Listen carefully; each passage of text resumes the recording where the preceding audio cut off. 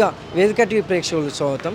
వేదిక టీవీ చేపడుతున్న సర్వే ఏదైతే ఉందో ఇది కేవలం ప్రజల అభిప్రాయాలు మాత్రమే. వేదిక టీవీ అభిప్రాయం కాదు. వేదిక టీవీ అంటే ప్రజావేదిక, ప్రజల యొక్క వేదిక.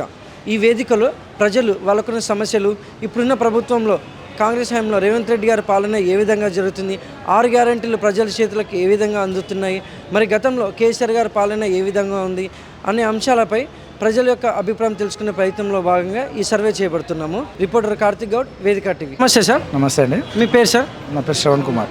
ఏం చేస్తుంటారు సార్? నేను మామూలు జాబ్ చేస్తుంటాను. గ్రామం, మండలం? గ్రామమే నాది. నేను సిటీలో ఉంటాను, హైదరాబాద్లో ఉంటాను, తాలాసింగం. సీఎం రేవంత్ రెడ్డి గారి పాలనపై మీ అభిప్రాయం ఏంటి సార్? పాలన అభిప్రాయం ఇప్పుడే 1 year అయింది కదా, మనకేం తెలుస్తుంది. గత ప్రభుత్వం పాలన అయితే మంచిగానే ఉంది. వీళ్ళు కూడా చేస్తున్నారు, చేయడానికి ప్రయత్నిస్తున్నారు. ఇక అన్నీ కొన్ని సక్సెస్ అవుతుంటాయి, కొన్ని ఫెయిల్ అవుతుంటాయి, కామన్గా జరిగేదే. స్పెసిఫిక్గా ఒక దాని గురించి అని అంటే రైతుల పరంగా ఏంటంటే రైతు బంధు అనేది కొంచెం డిలే కావడం వల్ల చాలా సఫర్ అవుతున్నారు రైతులు. అది ఒకటి. ఈ ఫ్రీ బస్ అని కూడా పెట్టారు, కరెక్ట్, అది గుడ్ ఆలోచన, మంచిగానే ఉంది. కాకపోతే ఏంటంటే జెంట్స్కు టికెట్లు దొరకకుండా పోతుంది, ఫస్ట్ ఇబ్బంది పడుతున్నారు. అదైతే నాకు వేస్ట్ స్కీమ్ అని అనిపిస్తుంది జనరల్గా, నా అభిప్రాయం. అభిప్రాయం వాళ్ళది ఉంటుంది, ఎందుకంటే నా అభిప్రాయం నేను చెప్తాను. మరి గతంలో కేసీఆర్ గారి పాలనపై మీ అభిప్రాయం ఏంటి సార్? గతంలో కేసీఆర్ పాలన అంటే మెయిన్ వచ్చేసి కరెంటు, వాటర్. నేను ఆ 2 గురించే మాట్లాడతాను. రైతులకు కావాల్సింది మెయిన్ ఆ 2 కావాలి. అవి ఎక్కడ డ్రాప్ అప్ కాకుండా వచ్చేస్తారే వాళ్ళు. ఫైనాన్షియల్ పరంగా గవర్నమెంట్ ఏం చేసిందనేది తెలియదు. చిన్న లెవెల్కి వచ్చి గ్రామానికి వచ్చేసరికి ఒక రైతు పరంగా ఆలోచిస్తారు.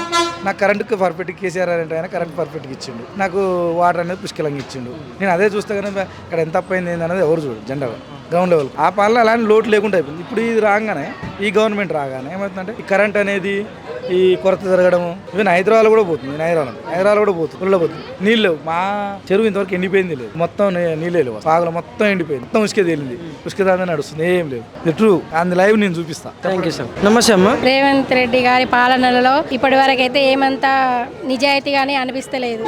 చాలా వరకు అన్ని నిజాయితీ పనులని చెప్పేసి ఏవి ఒక్కటి కరెక్ట్గా చేస్తలేడు. ఈ బస్సు ఇది అని అవన్నీ పెట్టి ఇవన్నీ చేసి అంతా ఆగమాగం చేస్తాడు జనాలను. కాబట్టి ఫ్రీ అనేది తీసేయాలి, ఈ బస్సు ఫ్రీ అనేది తీసేసి ఇంకా వాళ్ళకు 2500 పింఛను అది ఇది అనేది వాటిల్లో అకౌంట్లలో ఏ ప్రయత్నాలు చేయాలి. ఆడవాళ్ళు అట్లనన్నా ఒకరికొకరు బాగుపడతారు, కానీ ఇదైతే మొత్తం పిచ్చి రాజ్యం లెక్క అయిపోతుంది. ఆడవాళ్ళనైతే అసలు చులకనగా తీసేసి పడేస్తాను ఈ బస్సు సౌకర్యం చేయబట్టి. అసలు వాళ్ళకి గౌరవం అనేదే లేదు. మరి గతంలో కేసీఆర్ గారి పాలనపై మీ అభిప్రాయం ఏంటమ్మా? కేసీఆర్ గారి పాలనలో చెప్పినట్టుగా కొన్ని చేసిన నీతిగా ఇప్పటి వరకు అయితే ఇవన్నీ ఏమి చేస్తలేడు. చెప్పినవే ఉన్నాయి కానీ చేసేటి అయితే ఏం లేవు. ఇది అది అన్నాడు, అది అన్నది, ఇది అన్నాడు, ఏది జరుగుతలేదు, అన్ని అబద్ధాలే. థ్యాంక్స్ అమ్మా. నమస్తే సార్. నమస్తే అండి. మీ పేరు సార్? సుదీప్ అండి. ఏం చేస్తుంటారు సార్? నేను బయట బ్యాంకులో చేస్తాను. గ్రామం, మండలం?